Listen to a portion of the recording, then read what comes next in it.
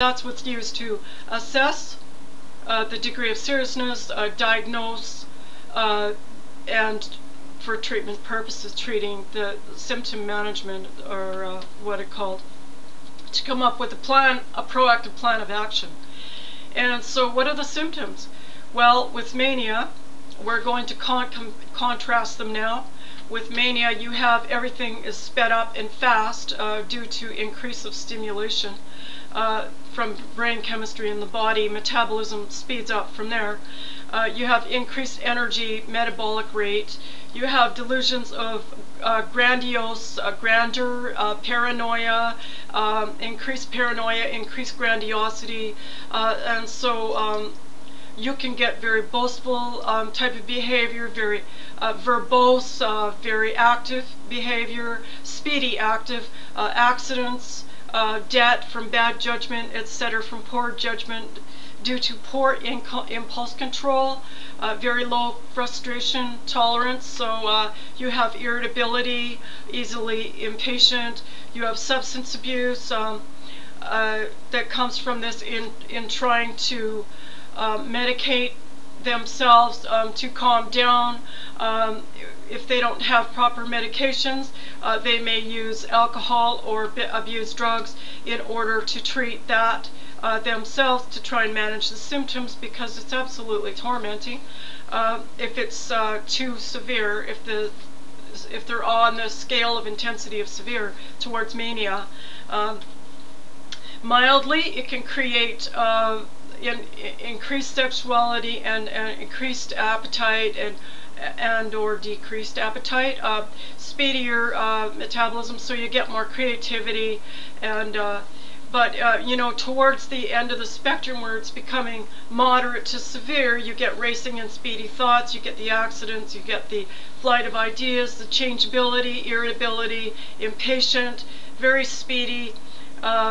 It can end up in medical problems such as heart attacks from the speedy of the body. They can't slow down.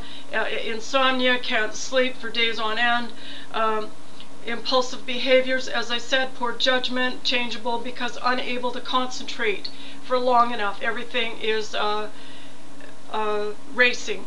And so the decisions are not well thought out, to say the least, to the degree of mania that's present.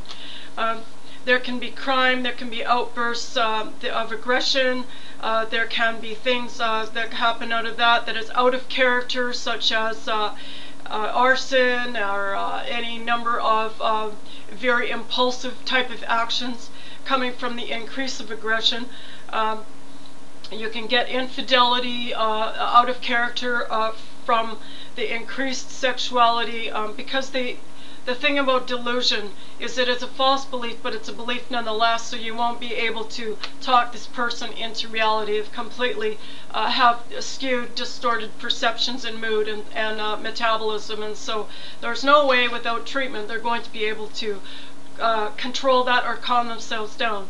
And so because of all this, you get also stigma because of the more manic the behavior, the crazier it will appear and seem that they're acting bizarre and or out of character. And it needs treatment, as I said. And so depression, on the other hand, everything slows right down. The movement, it gets very sluggish, the energy, the motivation, the drive decreases, all towards from mild to moderate to severe. You can get weight loss or weight gain, great rapid weight changes for either one. You get delusions, so there's persecution, there's paranoia delusions, there's increased anxiety and agitation. Therefore, you get things that coming out of that called agoraphobia, social withdrawal period, because of lack of communication, because the body is getting sluggish and the metabolism is slowing down. This is a very medical condition. It's a clinical condition. It needs clinical treatment for that. And so because of that, you get poor concentration, and because of that, you get indecisiveness. Everything's foggy. The awareness is dimmed.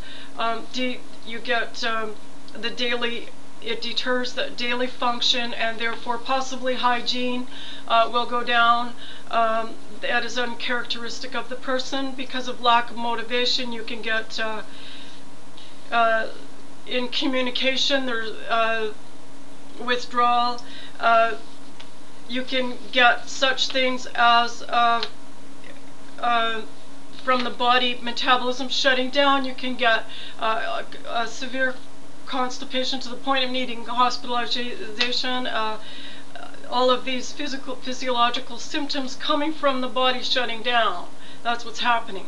And that is why the mood is blunted, and the flat affect is another thing. Right to catatonia, you get increased catatonia, and that means that the person is non-responsive increasingly and non-present increasingly without intervention, if that kept going.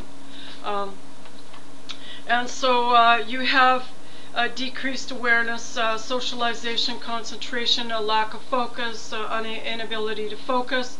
Stigma, you get avoidance type of behaviors, which is the withdrawal, because this is overwhelming, and to be shutting down like that.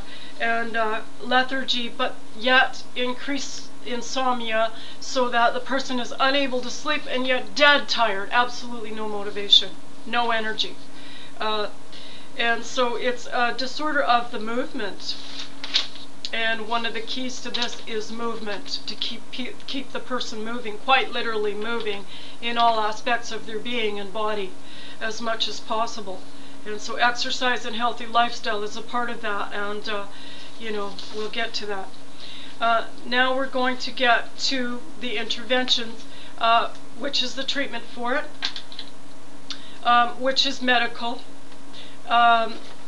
For the most part, because it's a clinical medical condition, so you need a medical treatment team to treat the mood and the physiological aspects that I just mentioned. And this is largely done through medications, and the team is to assess and monitor the changes, which our body rhythm is always changing. And when you also add this element of this biochemical inherited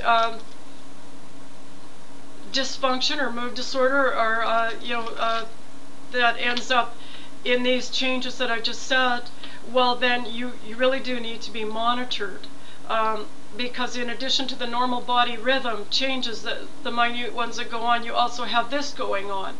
And so you need constant monitoring of medications and changing of medications to do with the body rhythm and the changing body rhythm and biochemistry. And so that needs to be monitored. So a medical health team is very important, a psychiatric medical health team. And so the medications, symptom management is pretty much what that's about, in order to right the biochemistry of the body and the brain, the neurochemistry, the underlying, that treatment is dealing with the underlying imbalance, which is the chemical imbalance, so that the body can go back to normal homeostasis or balance, which is 0 on the measurement scale that I just gave you. For example, that would be one example of a scale, which would 0 out. So 0 was normal for that scale. -10, severe depression. +10, severe mania. 0 is normal.